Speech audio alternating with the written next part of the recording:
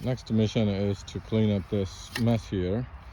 The house sump pump water is getting dumped up here. It is coming right over through this pipe, so this is becoming like a mudland here that nobody can mow. So you can see the neighbor's yard, and this is my yard, and this is where this is all coming from. So we're gonna fix this, and we're gonna take it to the little pond. Young man weed whacking the swamp here, and I got this end taken out, and I'm gonna put the 45 angle here so that it goes to the pond here, and then that would be the end of the project. He got the weed whacking to clear the way for 45-degree angle, and then we will be all set. One pipe is already here.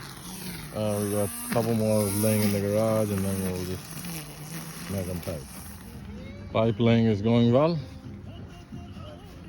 2 pipes connected here, 1 over there. That's a total of 3. And we have started filling the dirt back. So this all pipe is buried here. Oh, look at that! Haisa! One has weak roots or weak costs. Yummy! Need to put my camera. Can't see anything. You got that on one.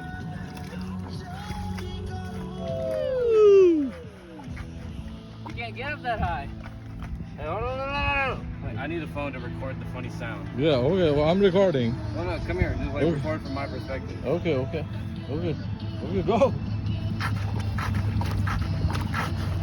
He's gonna send this to his friends. Okay. Ready? Pull it right here. Yeah. Just put it right there. Yeah. That's a lot of trench making. Let's get in there. This is pipe number 2. And the success is that when the sump pump came on, water didn't leak a bit from here. It's still dry over there. Yeah, so that's the success right here. Are you ready for it? Jagarbaji continues. Here, this is all the mudlands here. We have managed to connect 1 pipe. Mr. Little Bajpai is digging the trench to get the second one.